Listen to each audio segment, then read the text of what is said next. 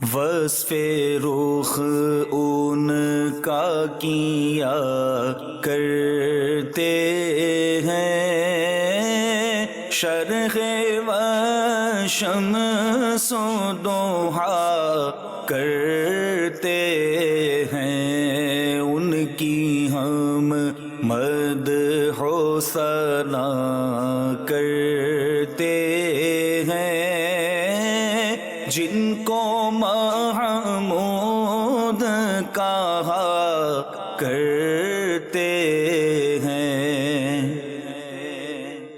انہی کی بوما یا سمن ہے، انہی کا جلوہ چمن چمن ہے، انہی سے گلشن مہک رہے ہیں، انہی کی رنگت گلاب میں ہے۔ الحمدللہ رب العالمین، والصلاة والسلام علی سید الانبیاء والمرسلین، اما بعد فاعوذ باللہ من الشیطان الرجیم، بسم اللہ الرحمن الرحیم۔ الصلاة والسلام علیک یا رسول اللہ وعلی آلک واصحابک یا حبیب اللہ، الصلاة والسلام علیک یا نبی اللہ وعلی آلک واصحابک یا نور اللہ۔ محترم ناظرین کرام، پروگرام ہے جمال محمدی، اور اس پروگرام کے اندر نبی اکرم علیہ السلام کے حسن و جمال کی باتیں ہوتی ہیں۔ اللہ تعالیٰ نے آپ کو جو حسن عطا کیا، جو جمال عطا کیا، جو وجاہت عطا کی، جو چہرہ والضحیٰ عطا کیا، اس کی ہم باتیں کرتے ہیں۔ آئیے سب سے پہلے ایک روایت آپ کے سامنے بیان کرتا ہوں، جسے امام ابن عساکر اور دیگر محدثین نے اپنی کتابوں میں نقل کیا۔ ایک مرتبہ نبی اکرم علیہ السلام، ابھی آپ کا بچپن ہے، مکہ مکرمہ میں قحط پڑ جاتا ہے، کہیں بھی پانی نہیں مل رہا، لوگ پانی نہ ملنے کی وجہ سے پریشان ہیں اور مختلف مشورے ہوتے ہیں۔ پھر کسی نے کہا کہ چلو آل ہاشم کے پاس چلتے ہیں۔ لوگ ابو طالب کے پاس آتے ہیں اور مدعا بیان کرتے ہیں۔ ابو طالب نے نبی اکرم علیہ السلام کو اپنے ساتھ لیا۔ روایت کے الفاظ یہ ہیں، فَأَخَذَهُ ابو طالب وَمَعَهُ غُلَامٌ، ابو طالب نے نبی اکرم علیہ السلام کو اپنے ہمراہ لیا۔ حضور کا بچپن ہے، لیکن آپ کے چہرہ والضحیٰ کا کیا عالم ہے، کَأَنَّهُ شَمْسٌ دُجَا، آپ علیہ السلام کا چہرہ مبارکہ روشن سورج کی طرح ہے۔ نبی اکرم علیہ السلام کے ساتھ دیگر بچے بھی ہیں۔ حضور علیہ السلام کی پیٹھ مبارک کعبے سے لگا دی جاتی ہے، اور حضور علیہ السلام اپنی انگلی آسمان کی طرف اٹھاتے ہیں۔ آسمان بالکل صاف تھا، بادل کا کہیں نام و نشان نہیں تھا۔ حضور علیہ السلام اپنی مبارک انگلی کیا اٹھاتے ہیں، چاروں طرف سے بادل آنا شروع ہو جاتے ہیں، اور بادل کیا آتے ہیں، برسنا شروع ہو جاتے ہیں۔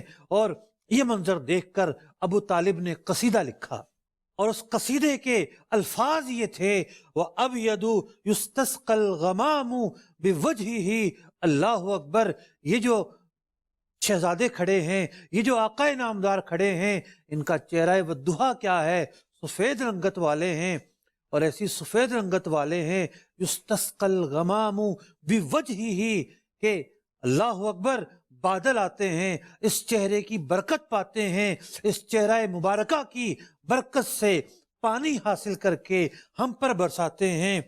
کمال الیتامی عصمت للارامل، آپ علیہ السلام یتامہ کے لیے جائے پناہ ہیں، اور جو بیوائیں ہیں ان کا آپ پردہ ہیں، ان کے آپ حامی ہیں۔ اللہ اکبر، 80 سے زیادہ اشعار اس قصیدے میں ہیں، اور یہ شعر بھی اس قصیدے میں تھا، یلوذ بہ اللاق من آل ہاشم، بنو ہاشم سے جو ہلاک ہونے والے لوگ ہوتے ہیں، جنہیں خطرہ ہوتا ہے، جنہیں کسی چیز کی پرواہ ہوتی ہے، وہ اس بارگاہ میں آ کر پناہ لیتے ہیں۔ فہم عندہ فی نعمت و فوادل، کہ نبی اکرم علیہ الصلوۃ والسلام وہ ذات ہیں، یہاں آ کر وہ اللہ کی نعمت پاتے ہیں، اللہ کی رحمت پاتے ہیں۔ کیا شعر کہے، اللہ اکبر، وَأَبْيَضُ، حضور علیہ الصلوۃ والسلام کی رنگت، آپ کا چہرہ والضحیٰ، آپ کے جسم اطہر کی رنگت سفید ہے، اور یستسقى الغمام بوجہہ، آپ کا چہرہ والضحیٰ کیا ہے، آسمان کے بادل اس کی برکتیں حاصل کرتے ہیں۔ اور یہ جو اشعار تھے، نبی اکرم علیہ الصلوۃ والسلام بھی بعض اوقات ان اشعار کو یاد کیا کرتے تھے۔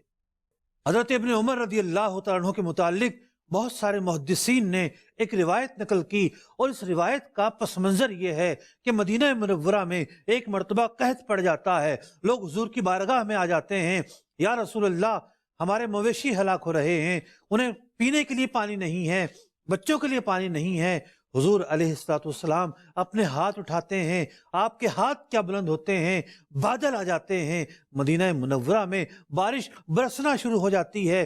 حضرت ابن عمر فرما رہے ہیں کہ میں اس لمحے حضور کے چہرہ والضحیٰ کو دیکھ رہا ہوں، آپ کے رخ انور کی طرف میری نگاہ ہے، میں حضور کی زیارت کرتے ہوئے ایک شاعر کا شعر یاد کرتا ہوں، ابیضا یستسقى الغمام بوجہہ، وہی شعر جو ابو طالب نے لکھا۔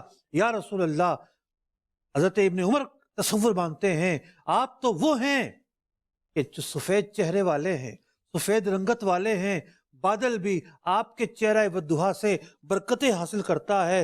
سمال الیتامی عصمت للارامل، آپ علیہ الصلوۃ والسلام وہ ہیں کہ جو یتامہ کے لیے جائے پناہ ہیں، آپ بیواؤں کے حامی ہیں۔ حضرت ابن عمر فرماتے ہیں کہ مجھے یہ شعر یاد آ جاتا ہے، اور ماجرا یہ ہوتا ہے حضور علیہ الصلوۃ والسلام جب ممبر سے نزول فرماتے ہیں، نیچے تشریف لاتے ہیں، حتی جیشا کل میزاب بالمدینہ، یہاں تک کہ حضور نے جب قدم رنجا فرمایا ممبر سے تو ہر گھر کا پرنالہ بہ رہا تھا، بارش موسلادھار ہو رہی تھی، اور آپ نے دعا کیا کی ہے، بادل آپ کی برکتیں لینے آپ پہنچے ہیں۔ حضرت ابن عمر بھی کیا تصور باندھ رہے ہیں۔ صرف یہی نہیں کہ یہ شعر ابو طالب کا ہے، بلکہ حضرت ابن عمر رضی اللہ تعالیٰ عنہ نے اپنے تخیل کے ذریعے، اپنے تصور کے ذریعے اس شعر کا جو کنٹینٹ ہے اس کی تائید کی ہے۔ اور امام ابن عساکر رحمۃ اللہ تعالی علیہ نے تو کیا خوب الفاظ نقل کیے ہیں، اللہ اکبر، لکھتے ہیں وَقَانَ ابن عمر کثیرا ما ينشد فی مسجد رسول اللہ نعت عمہ ابی طالب ایاہ فی لونہ، حضرت ابن عمر کا تو معمول تھا کہ وہ مسجد نبوی میں آ کر بیٹھ جاتے اور وہ نعت پڑھتے، لفظ نعت آیا ہے، وہ نعت پڑھتے کہ جو ان کے چچا نے آپ کی رنگت کے بارے میں لکھی تھی، آپ کی شان میں لکھی تھی، حیث یقول وابیض یستسقى الغمام بوجہہ ثمال الیتامی عصمت للارامل ویقول کل من سمعہ ہکذا کان النبی صلی اللہ علیہ وسلم، اور صحابہ کرام میں سے جو بھی یہ شعر سنتا وہ کہہ اٹھتا بلا شبہ حضور اکرم علیہ الصلوۃ والسلام ایسے ہی تھے۔ اور حضرات صحابہ اکرام علیہم رضوان کو گویا کہ یہ شعر ازبر تھا۔ حضرت عائشہ رضی اللہ تعالیٰ عنہ کے متعلق امام ابن سعد طبقات کبیر میں لکھتے ہیں کہ جب حضرت سیدنا ابو بکر صدیق رضی اللہ تعالیٰ عنہ کا آخری وقت آتا ہے، ان پر نزع کی کیفیت طاری ہوتی ہے، حضرت عائشہ رضی اللہ تعالیٰ عنہ اپنے والد ماجد کے پاس بیٹھ کر یہ شعر پڑھتی ہیں، وَأَبْيَضُ يَسْتَسْقَى الْغَمَامُ بِوَجْهِهِ سَمَالُ الْيَتَامَى عِصْمَةٌ لِلْأَرَامِلِ، یہ شعر جب پڑھتی ہیں تو چونکہ یہ شعر تو حضور علیہ الصلوۃ والسلام کی شان میں تھا، حضرت صدیق اکبر رضی اللہ تعالیٰ عنہ جن پر نزع کی کیفیت ہے وہ کہہ اٹھتے ہیں ذاکا رسول اللہ، یہ تو حضور کی شان ہے، یہ شعر تو حضور کی شان میں کہا گیا ہے۔ اللہ اکبر، اس کیفیت میں بھی نبی اکرم علیہ الصلوۃ والسلام کی باتیں ہو رہی ہیں، آپ کے جلوے بیان کیے جا رہے ہیں۔ اللہ اکبر، دونوں احتمال ہیں یہاں پر، یا تو یہ شعر حضرت عائشہ رضی اللہ تعالیٰ عنہ نے اپنے والد کے لیے کہا، حضرت صدیق اکبر نے توجہ دلائی کہ نہیں، جو شعر حضور کے لیے ہے وہ میرے لیے کہاں ہو سکتا ہے؟ اور دوسری توجہ یہ ہو سکتی ہے کہ حضرت عائشہ رضی اللہ تعالیٰ عنہ نے دیکھا کہ ایک مشکل وقت ہے، ایک نزا کی کیفیت کا وقت ہے، کیوں نہ اس لمحات میں، کیوں نہ اس موقع پر حضور کی باتیں کی جائیں، حضور کے جلوہ زیبا کی باتیں کی جائیں، آپ کے رخ منور کی باتیں کی جائیں، آپ کے چہرہ ودھا کی باتیں کی جائیں۔ اور حضرت صدیق اکبر رضی اللہ تعالیٰ عنہ کو بھی یاد آ جاتا ہے کہ واہ واہ، حضور کی شان میں تو یہ شعر کہا گیا ہے، اللہ اکبر، نزا کی کیفیت ہے اور جلوہ محبوب کی باتیں ہو رہی ہیں۔ تو پھر کیوں نہ کہیں کہ جب وقت نزا آئے دیدار عطا کرنا، جب وقت نزا آئے دیدار عطا کرنا۔ تو اس پورے واقعے کے پس منظر میں دو تین روایتیں ہم نے سنی۔ ایک بات واضح ہے کہ جو الفاظ امام ابن عساکر کی روایت میں آئے کہ حضور علیہ السلام بچپن میں ہیں، لیکن عالم یہ ہے کہ انہو شمس دجا، کہ آپ روشن سورج کی طرح ہیں۔ اور سورج کی کیا حیثیت ہے حضور کے سامنے؟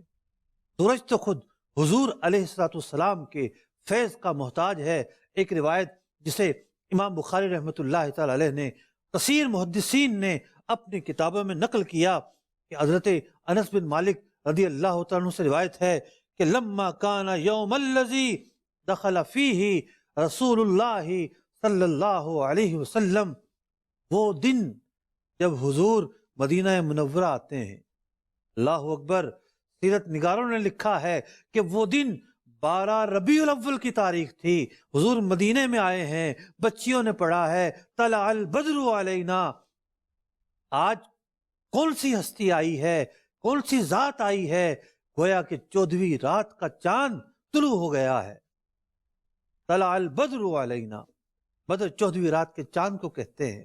حضرت انس فرماتے ہیں کہ نبی اکرم علیہ السلام جس دن مدینہ منورہ میں قدم رنجا فرماتے ہیں، اضاء منہا کل شیء، مدینہ منورہ کی ہر چیز روشن ہو جاتی ہے۔ سورج تو روزانہ نکلتا ہے، سورج کی روشنی اشیاء پر روزانہ پڑتی ہیں، اور جب سورج نکلتا ہے تو روشنی بھی پھیلتی ہے۔ تو ایسا اس دن کیا تھا کہ اس دن چیزوں کی روشنی اور بڑھ گئی تھی؟ اس دن وہ ہستی مدینہ منورہ میں تشریف لائی تھی کہ جو سورج کو بھی روشنی پہنچانے والی ہے، وجہ منیر والی ہے، سراجم منیرہ جن کی صفت ہے۔ اللہ اکبر، کیا الفاظ ہیں کہ حضور علیہ السلام جس دن مدینہ منورہ میں آتے ہیں تو اس دن ایسی روشنی مدینہ منورہ میں دیکھی جاتی ہے کہ اس سے پہلے ایسی روشنی مدینہ منورہ میں کبھی نہ دیکھی گئی۔ حقیقت یہ ہے اللہ تعالیٰ نے اپنے نبی کے انوار پر، اپنے نبی کے جمال پر پردے ڈال رکھے ہیں، اور کبھی کبھی کوئی پرت ہٹ جاتا، جب ہٹ جاتا تو پھر عالم ہی منور ہو جایا کرتا تھا۔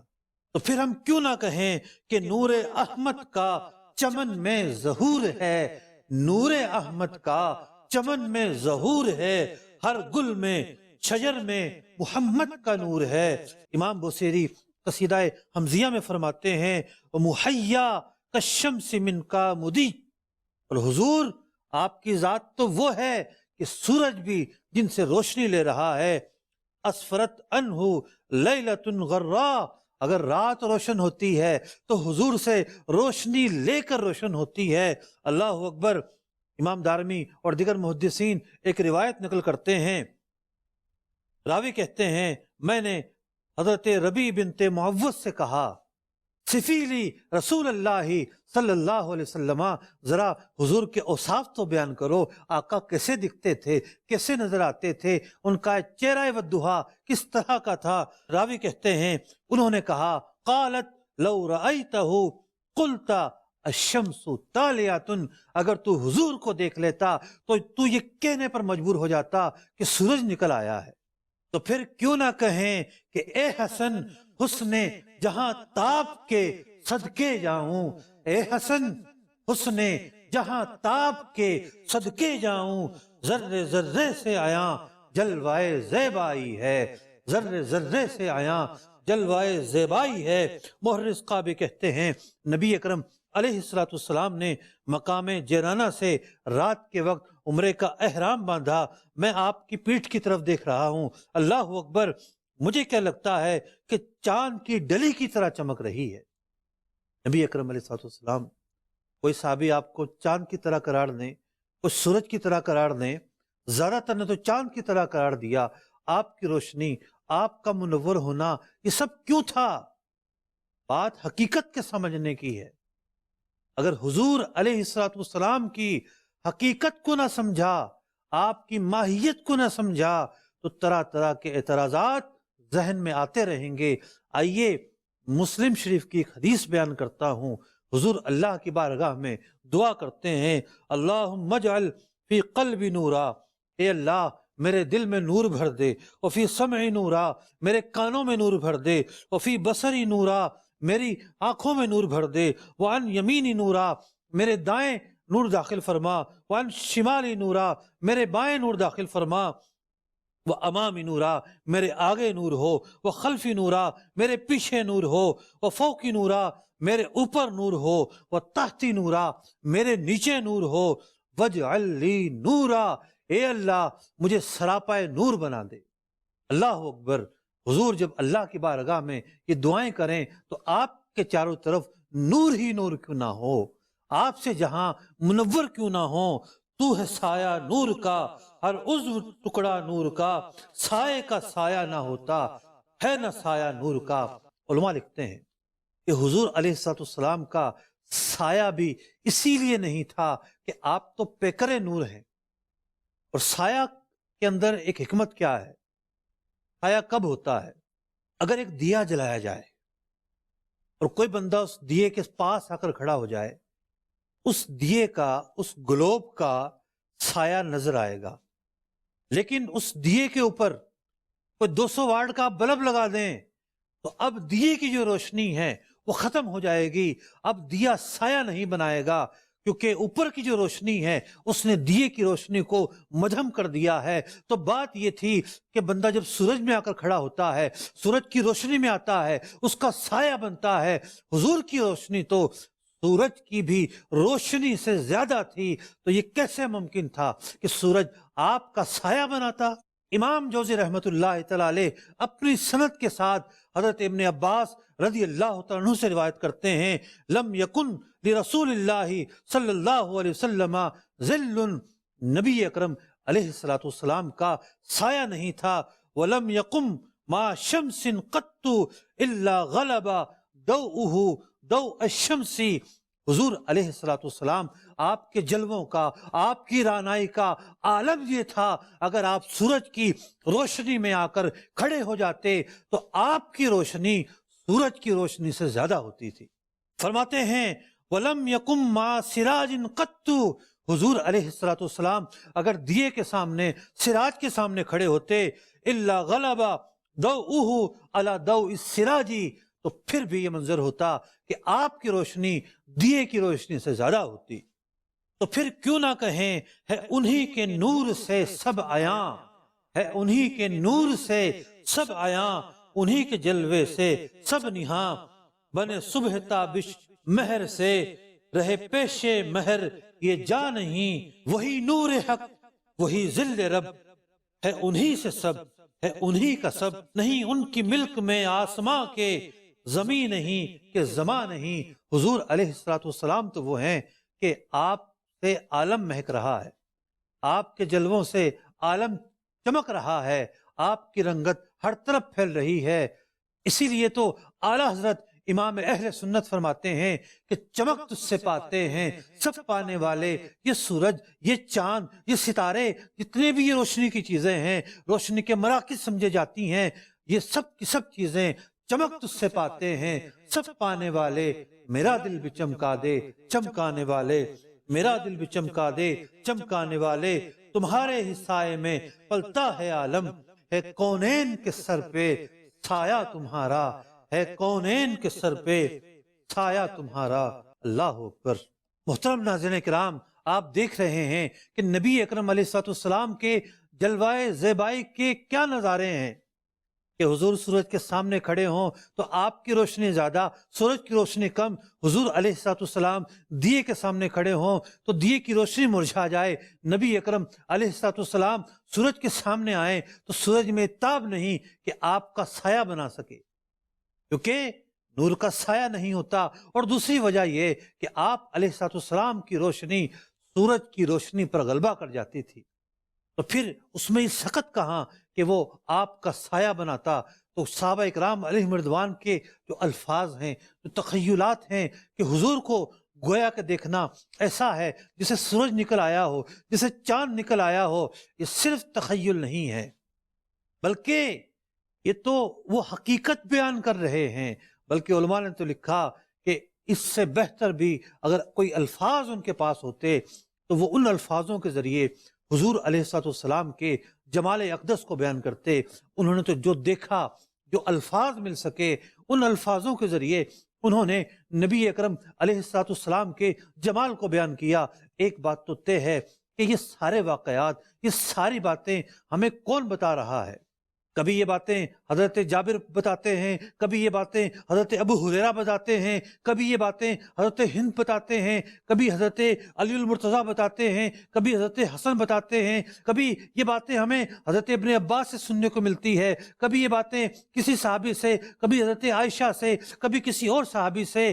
تو ماجرا کیا ہے؟ حضور ہی کی باتیں کیوں؟ اس لیے کہ ذکر رسول کرنا، جمال رسول کو بیان کرنا، حضور کی یاد میں کھو جانا، حضور اقدس صلی اللہ علیہ وسلم کے جمال کا تذکرہ کرنا ان کی زندگی کا ایک اہم ترین حصہ ہوتا تھا۔ اگر وہ یہ باتیں آپس میں بیان نہ کرتے تو ہمارے پاس یہ روایات کس طرح پہنچتی؟ تو پتہ یہ چلا کہ نبی اکرم علیہ الصلوۃ والسلام کا ذکر کرنا، آپ کی نعت پڑھنا، آپ کی تعریف بیان کرنا، میلاد کی محفل میں کیا ہوتا ہے؟ یہی ہوتا ہے۔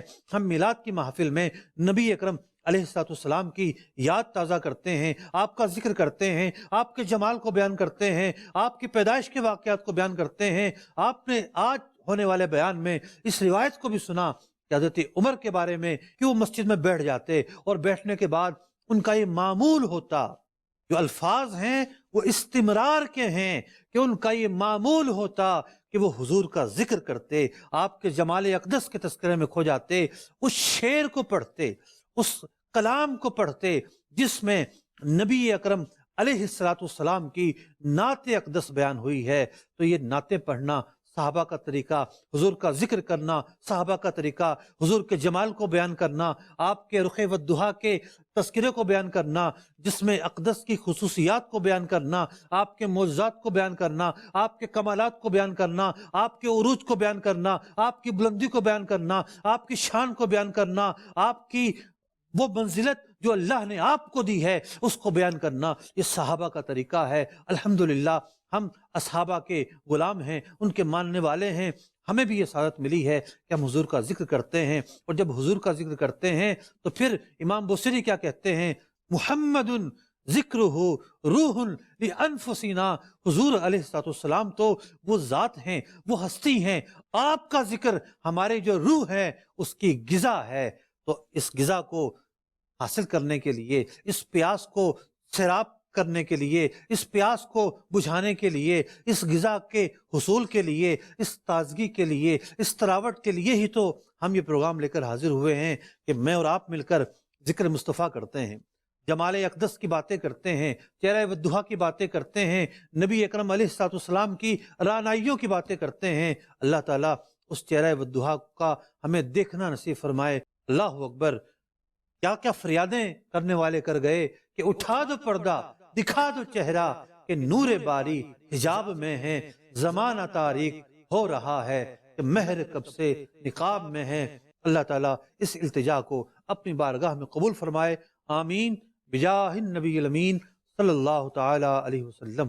وصف رخ ان کا کیا کرتے ہیں، شرح و شمس و ضحیٰ کرتے ہیں، ان کی ہم مدح و ثنا کرتے ہیں، جن کو